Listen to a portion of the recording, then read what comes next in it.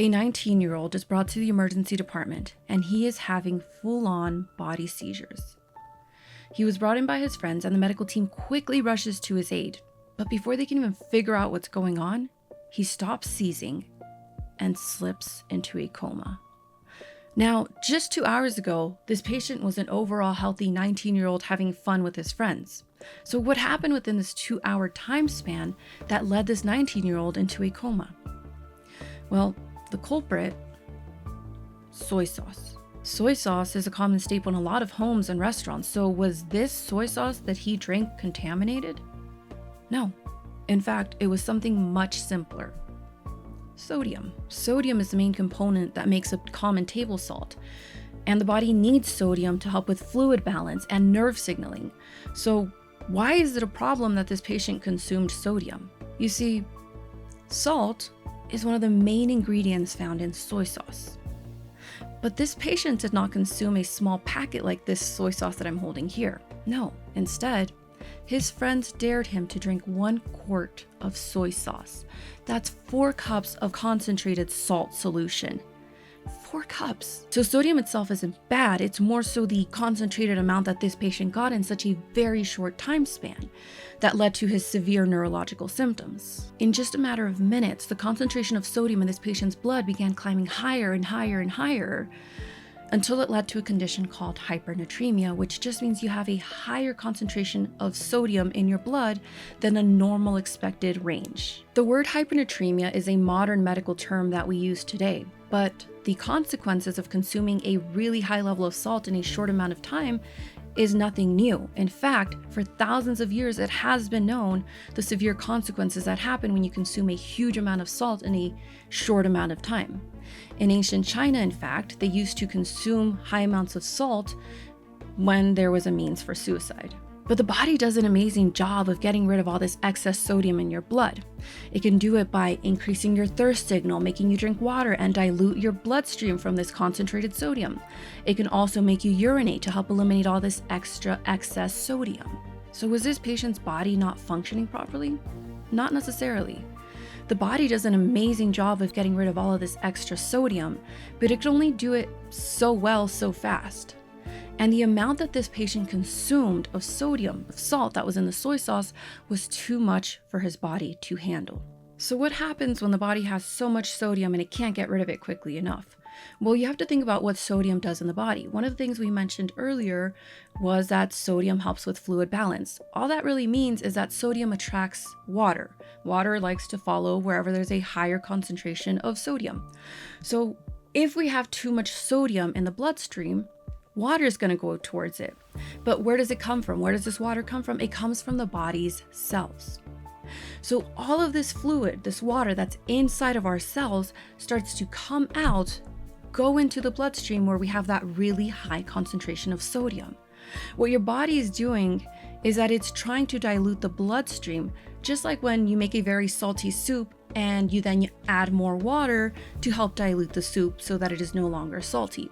The body does something similar. But the problem is that when we are drawing fluid out of the cells, one of the major organs that gets affected is the brain. The brain is extremely sensitive to fluid shifts.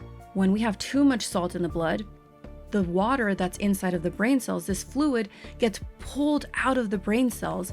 And so now the cells of the brain are starting to shrivel up like a raisin. This leads to a lot of complication symptoms that the patient's friends likely noticed. They probably noticed that he started to look confused, maybe dizzy. And then he started to develop all of these seizures, which eventually led to the coma. But you see, the shrinking of the brain cells themselves, as bad a problem as it is not the only problem that's happening here. Because as the brain shrinks in size, as it's shriveling up, it starts to detach from the skull attachments, which means that these vessels, these veins, are starting to actually rupture, which can lead to a brain bleed.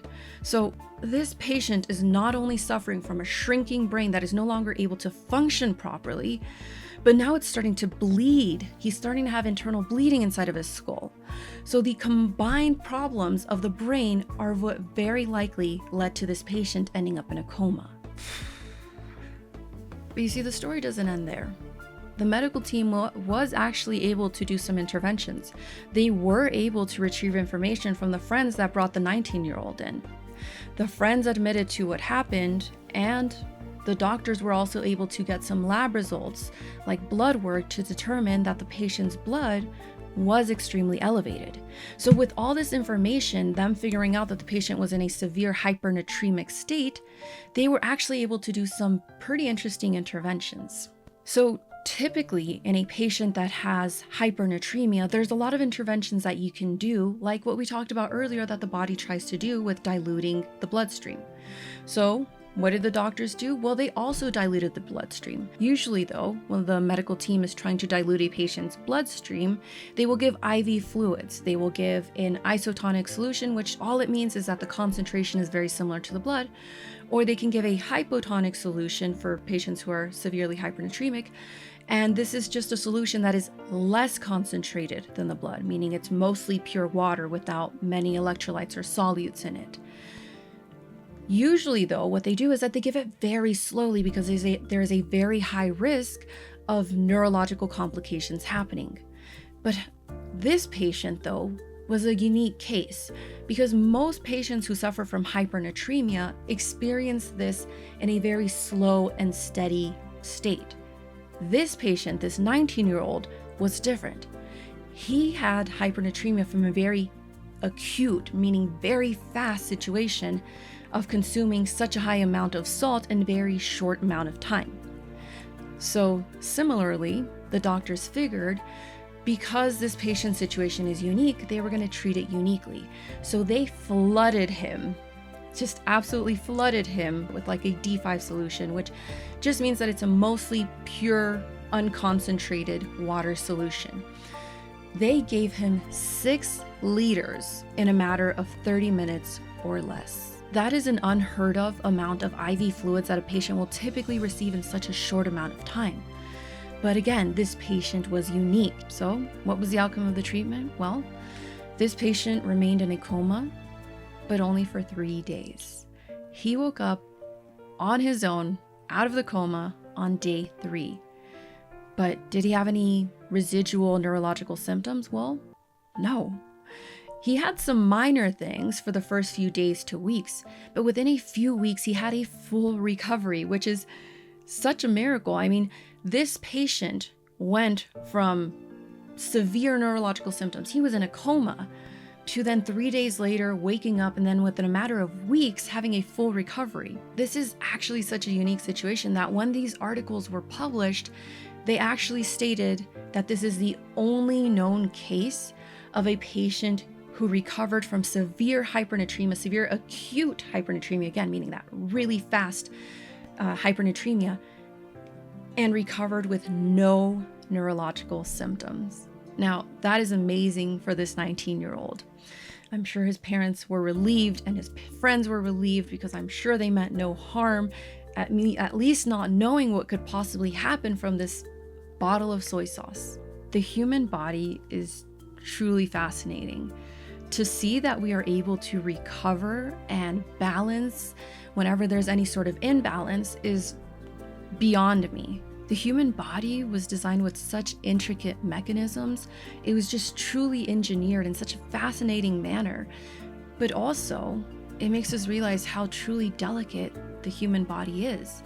How exposing ourselves to such severe circumstances can lead to severe consequences. If you like this type of video, please let me know. This is the first case study style video that I make. I usually tutor nursing students in a more lecture type manner, but I wanted to try something a little bit more interesting, engaging.